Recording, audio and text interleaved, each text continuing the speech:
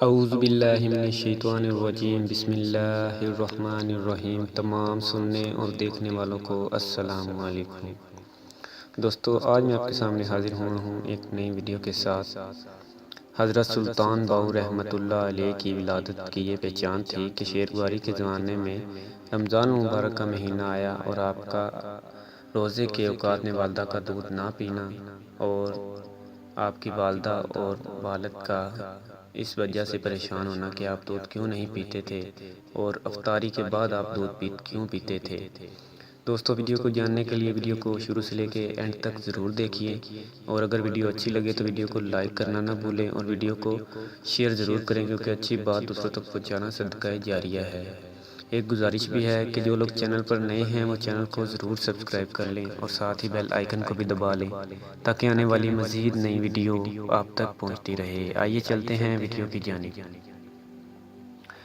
سلطان العارفین حضرت سلطان باؤ رحمۃ اللہ علیہ کی ولایت کی پہچان یہ تھی کہ جب شیر خوارگی کے زمانے میں رمضان المبارک کا مہینہ آیا تو آپ رحمۃ اللہ علیہ نے روزے کے اوقات میں والدہ کا دودھ نہیں پیا۔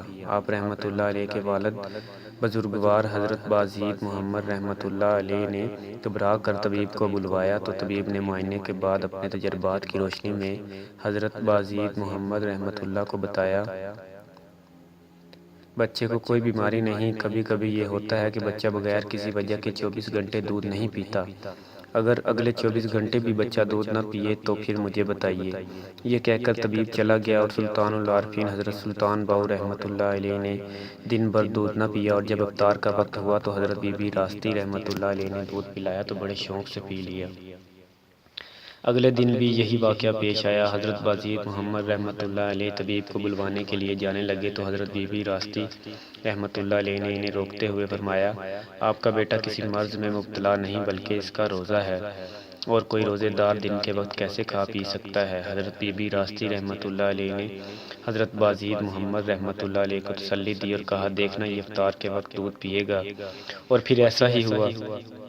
حضرت بازید محمد رحمۃ اللہ علیہ کو یقین ہو گیا ان کا بیٹا پیدائشی ولی ہے، اور پھر آہستہ آہستہ یہ بات علاقے میں مشہور ہونا شروع ہو گئی اور لوگ حضرت سلطان باؤ رحمۃ اللہ علیہ کی زیارت کے لیے آنے لگے۔